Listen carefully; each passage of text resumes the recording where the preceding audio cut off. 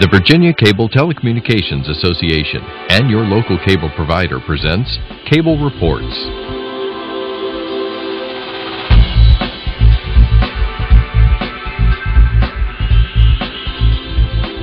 Join us now as Cable Reports brings you up to date on current issues facing the Commonwealth through discussions with your local legislators and other policymakers from across Virginia. Welcome from the General Assembly and the City of Richmond. I'm Woody Evans for Cable Reports and Chantel. And we are very pleased to have some of our special guests here today. Delegate Charles Poindexter, how are you, sir? Good morning, Woody. Great to be with you this morning. Great.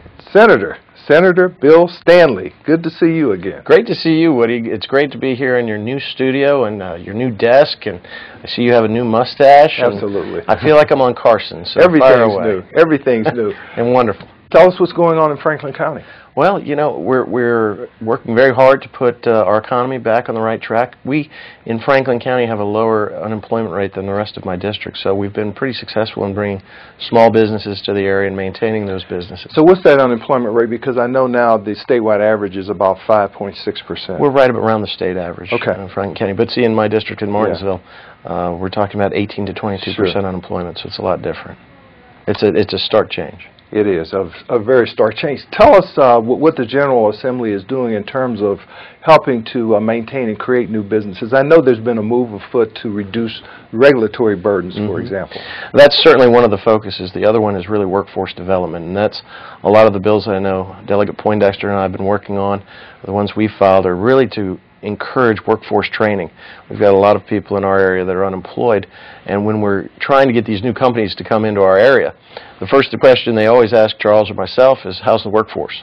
And so what we're doing is expanding dual enrollment for the trades and for vocational classes for our high school students. We're trying to make sure that we create kind of STEM, science, technology, engineering, mathematics, focus in our high schools, our public schools.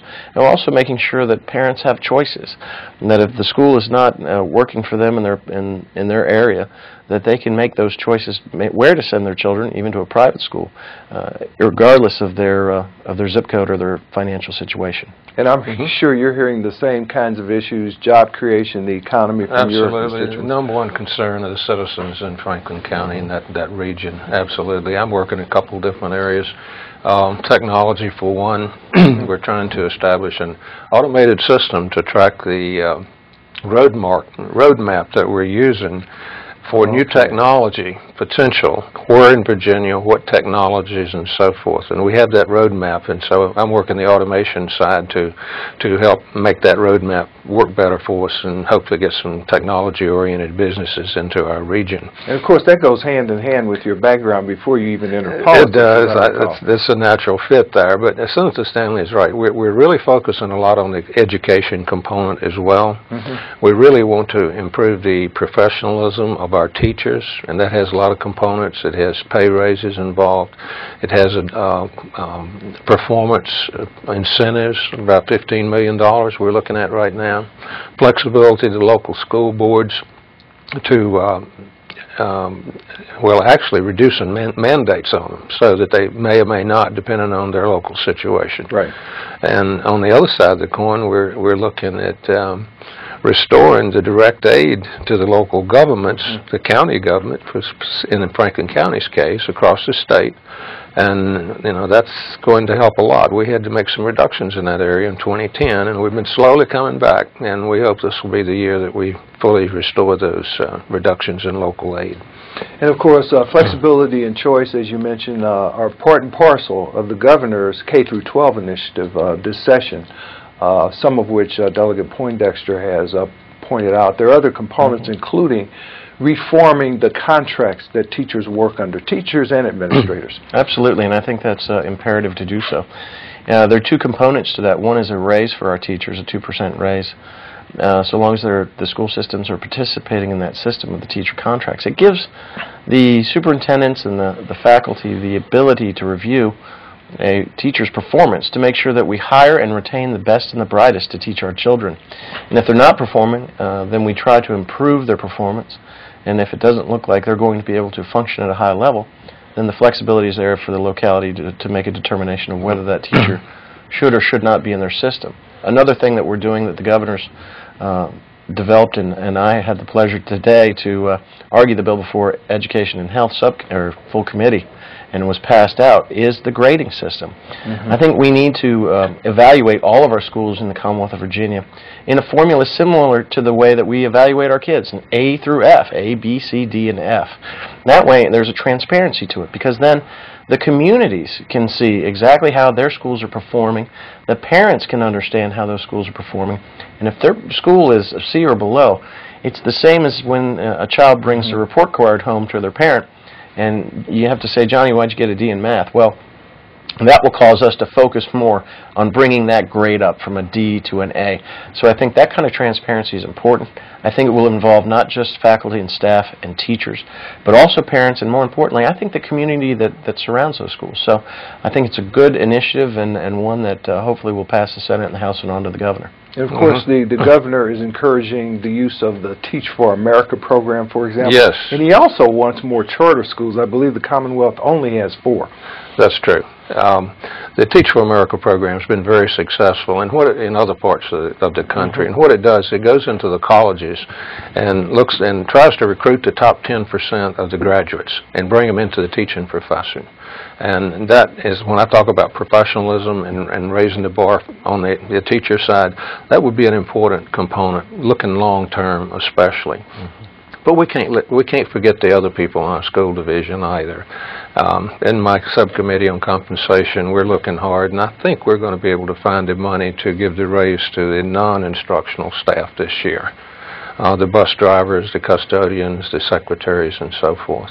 So as Senator Stanley says, there's a lot of components to this package, and the Teach for America is certainly one of the most important in my mind. Talk to me a little bit more about a comment you made earlier regarding more money being injected into localities, and I'm sure your experience as a member of the Board of Supervisors is helpful there, because that will help to keep the pressure down on raising property taxes. Absolutely. In our rural areas, especially Franklin County, we're so dependent on the real estate tax. That's the major hunk of money, and we have to remember that the local governments fund at least half of the local school division. It's a shared state-local government responsibility. And when we had to reduce the state contribution to the local governments in 2010, we've been trying to work our way back to where they were receiving by formula the same amount of money as they were prior. A couple of other items relating to flexibility at the local level, especially in terms of school districts. The perennial King's Dominion law is back on the agenda. There are issues there in terms of tourism versus local control. There are waivers that are already granted to the vast majority, or at least more than half of the school districts in the Commonwealth. What are you hearing about that initiative? Well, you know, every year that I've been here, which is now, this is my 3rd session, this has been a hot topic. And the funny thing is, and the thing I've learned most is that what we have here is we have a multi-billion-dollar industry which is responsible for thousands and thousands of jobs throughout the Commonwealth, raises the economic tides of localities and areas that are important to the economic growth of the Commonwealth of Virginia, balancing that with the needs of our students in our public school system. What I think, though, is we have a system in place with waivers, where a school system that has certain criteria where, you know, they have more children that are not performing on the SOL levels that are standards of learning at a level which we find to be proficient. Those schools may need that opening before Labor Day. I think it should be treated on a school system by school system basis. I don't think it should be just opening the barn door and letting the horse out. I think we have a system in place that's working, and we've got to balance that with our economic interests as well, because, you know, we have to make sure that those localities, like Smith Mountain Lake in Franklin County, which generates a lot of tax revenue, that tax revenue then goes in to the school system. So instead of being a competing interest, they should be hand in glove together. Senator Stanley has it exactly correct. I mean, the pressure is on the real estate tax, and the revenue and the jobs from the tourism in Franklin County, with Rocky Mount being the eastern gateway to the Crooked Road and all the other things we have, is just enormous. So, like Labor Day is the 2nd largest weekend for tourism and revenue generation, which is a really large piece of Franklin County economy right now, Smith Mountain Lake. And up in Patrick County, and we both share Patrick County, that is the #1 industry in Patrick County. So we have to be very careful that we don't take away and go back to opening the school too early in the year. I want to get to Smith Mountain Lake in a second because I know you have a particular issue there. But as a former student athlete, I want to get your opinion on the Tim Tebow bill, which is back before us, which will allow those students who are homeschooled by their parents to participate in athletics. Right. Well, I've been pretty clear on that. I've been supporting that bill. Okay, I had 30 Franklin County homeschoolers in yesterday, and I think they've made a good case, and I know how most of the parents and taxpayers in the county feel. I think I do. Most of them are telling me by a large margin they would like us to allow that. Now, it's going out of the House. I'm pretty sure it's on third reading today. It passed the second reading yesterday. Now, I don't know what will happen in Senate. Great. I know you wanted to... Thanks. I know you wanted to talk about... I'm sure Bill doesn't it? It's been here 6 years for me, and I guess 3 for Bill, whatever. Water levels, Smith Mountain Lake. I know you want Oh, well, we've had a lot of rain recently, and the level of the lake is back up. Of course, it's not exactly boating and skiing season right now, but majority of the problem was lack of rainfall last year, and I'm glad to see it back up. We could do a little better with the water release protocol, and we're doing some things behind the scenes, getting ready for the next review of that protocol, which will occur in 3 or 4 years.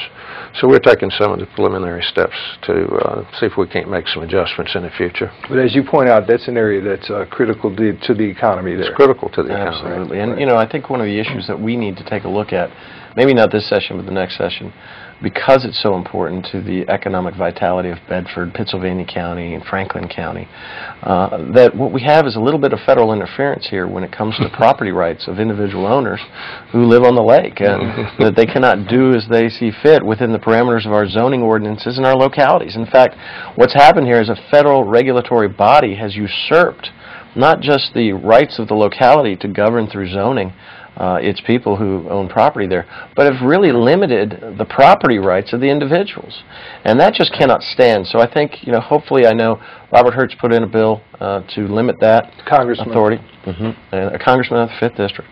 I know Charlie has been a tireless worker about that issue and will continue to be, as will I. But I think we need to find a resolution that while there is a federal interest with the dam there, I think the property rights of the owner is first, with the regulation, which I think is well done by our localities.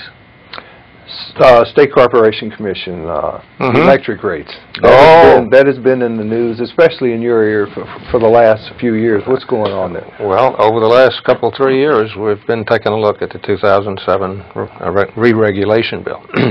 Attorney General has been very active, so have some of the rest of us. I carried a bill year before last to move things around a bit and give the SCC more time. And last year I carried a bill to reduce some of the renewable bonuses that the companies would receive. Well, big news this year. It appears, I know the House has passed out a major bill on electricity regulation by the State Corporation Commission. We won't, for some of the components of that bill, well, number one, we won't be seeing any rate increases this year. Great. What we're going to do, we're going to start looking, the SCC will start examining every other year, allowing the request to come in on a stagger between Dominion and Appalachian. The last 2 or 3 pages of that bill was my House Bill 1987, which removes the incentives, the bonus incentives based on the whole equity of the company for a renewable project. And the logic here is they're simply not working. And we're right back to where we were. The large increases over the last few years have been driven by the Washington administration's war on coal, both in the mines and on electricity generation plants. And a lot of that fell on businesses as well as residential. Oh, it's horrible on a business. I mean, they're coming in, you know, over the last 5 years, their bill has doubled. And that's just a disincentive economically, and it makes it really tough for us to get companies to come in. Now, we're still low compared to everybody else. We're in the middle now, but that lost our competitiveness. Certainly a positive development for your constituents writ large, because you've got a much larger area.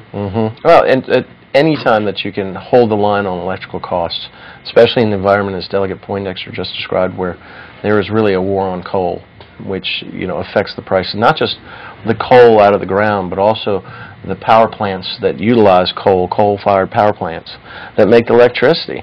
And that requires, if you look at it, the power companies to buy most of their power from out of state. We are only behind California in terms of the power that we buy from other sources rather than generating our own.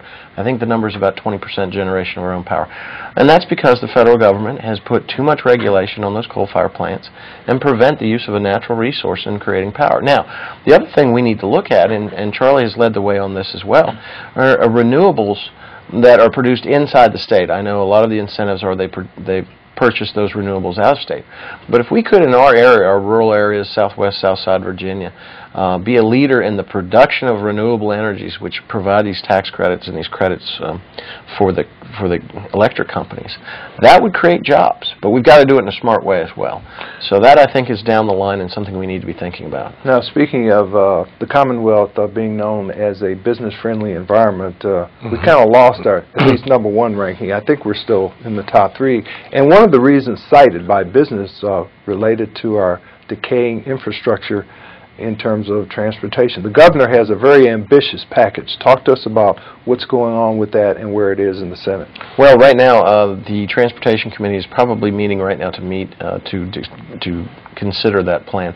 I have to commend the governor. He could have rested on his laurels and instead put out some really bold new ideas with regard to transportation education. Transportation is something where we're going to need about $1 billion a year. $500 million for road maintenance, $500 million for road building every year just to keep up with the pace. And we're also looking at the way that funding has been over the course of 15, 20 years, that those resources are dwindling. And part of that has been a dwindling resource in the gas tax. And, as cars get more miles per gallon, that is a declining resource.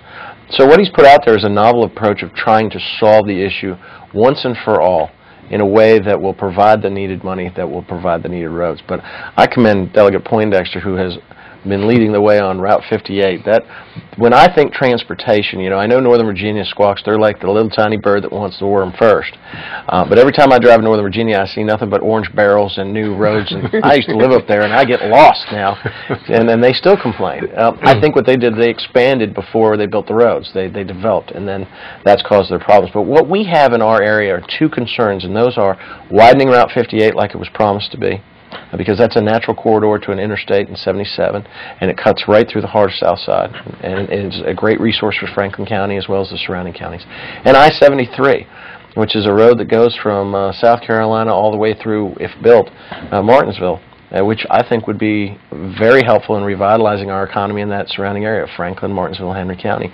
And Charlie's led the way in making sure that we do not forget about I-50 or Route 58 and its widening and the promises made. And I think both of us are making sure that whatever transportation package comes out of here, that part and parcel of that transportation package are our roads, not just Northern Virginia and Hampton roads as roads. Very important. If the governor gets his way, Virginia will be the first state to eliminate the gas tax. What are you hearing about that? I believe the governor's proposal passed committee just yesterday, so it will be on the House floor sometime soon. It'll be probably tomorrow. I'm co-patron in that bill, so that tells you what I think of it. Yes, absolutely, absolutely. It's very innovative and creative, and Senator Stanley says moving to sales tax from a gas tax solves the long-term loss of the value of using a gas tax. And it's an old horse. It's dying. It's basically dead. As regards 58, I think my bill will be on the floor today in the House. What we're trying to do there is to fix the bond wording in the code so that you can reborrow against the same authorization, not, that type of thing. And that road's been built with general fund money, by the way, and there's $40 million in the budget each year to care for it. So the other thing that I'm trying to do is prioritize the Lover's Leap section, which I think everybody in Southwest and Southern Virginia agrees is the first next step in the completion of it. So hopefully I can get that through. I got it through committee 21 to 1, I think. So I'm hoping I'll get that through today. Great, great. Well, and I think both of us see that because the elimination of the gas tax is going to benefit our people in our region, Franklin County and Southside. We do a lot more driving. So if we can knock 17 cents or better off a gallon, of gas for them. They're driving more, spending more money. That's going to be a real savings to them in their pocketbooks. And the people that come into the state from outside, the research shows that this will result in more money being raised from those visitors than we would get under the gas tax, even if we add some to the gas tax. So that sales tax will not only make up for, but bring in additional revenues. And it's based on the economy, not a product. Gas could go sky high in a Middle East crisis, but as the economy goes up, then the sales tax you receive would go up. So that makes that long-term sustaining revenue source that everybody's been asking for. Understand there's an additional registration annual fee of $15 in that package, as well as a new $100 fee on hybrids, for lack of a better term. Well, today the renewable, like the electric cars, for example, and they really don't pay anything, and they're using the highway. So I think that's a very, very fair. And what was the other part? The other related to the additional $15 registration fee. Well, people have to remember that out of every dollar we receive in gas tax revenue, somewhere around 42 cents goes to other sources of transportation like mass transit. Okay. So the purpose of the $15 is to fund the mass transit part of the house. And of course, the diesel tax will still remain there because those vehicles... It'll remain on the truckers. Right now we're looking at an amendment to take it off the automobiles that are diesel. I see. Okay.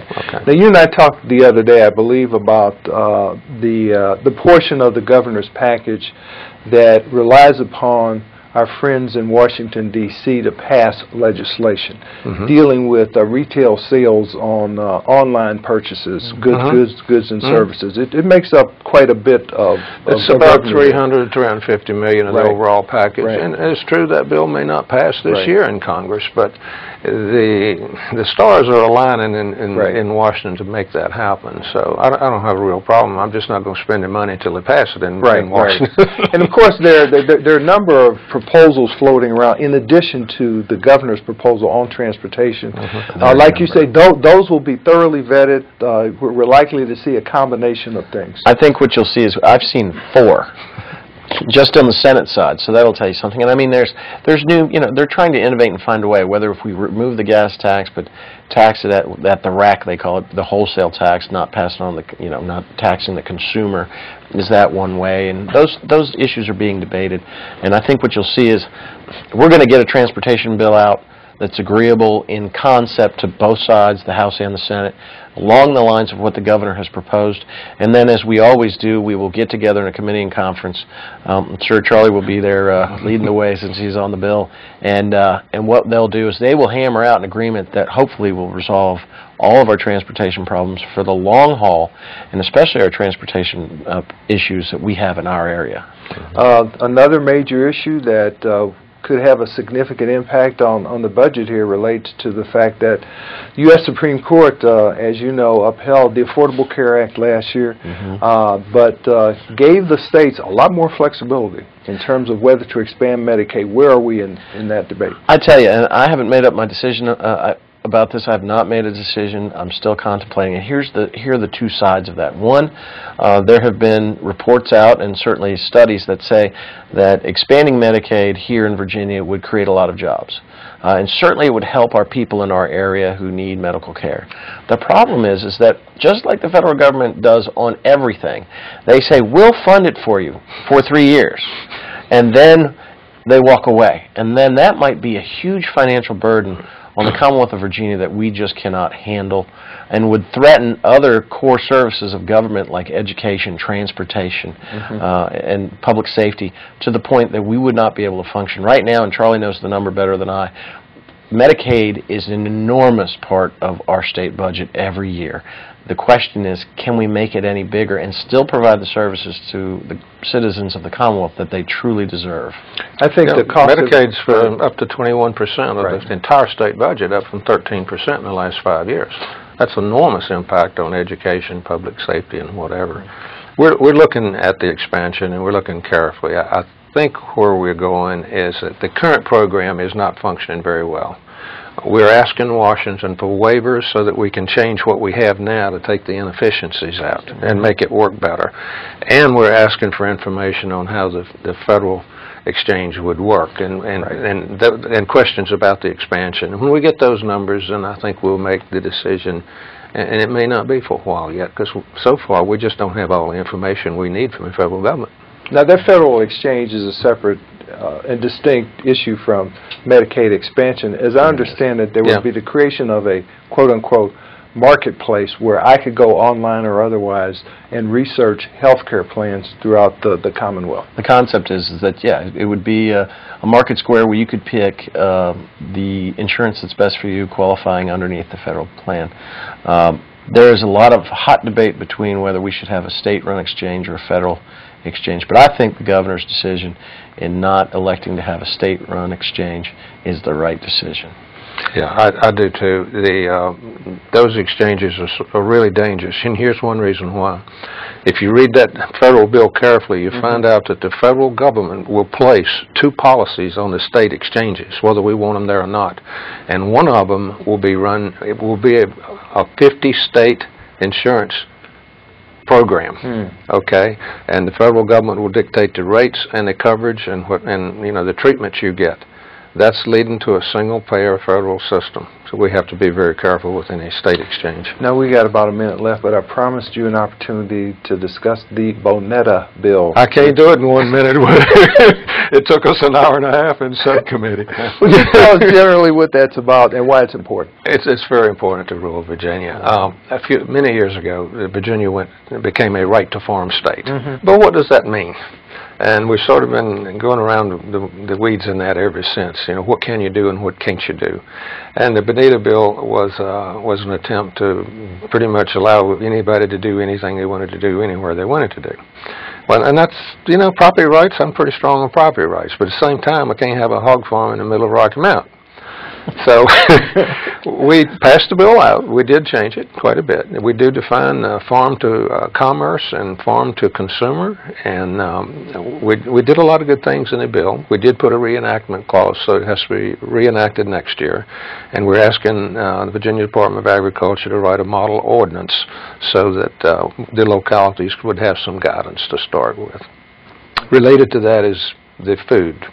We passed out a food bill, which will expand the list of products that people can sell from their homes and local farms, small farms. Great, great. Well, we've got about 30 seconds left, and I'm afraid to ask you to opine on some other subjects. So I think what we'll do here is just thank you for being. We really appreciate it, Senator Bill Stanley. Thank you, Woody. And Delegate Charles Poindexter. Keep up the good work. I know this is a short, very hectic session. Indeed. But I know you'll do what's in the best interest of not only your constituents, but everybody in the Commonwealth. Absolutely.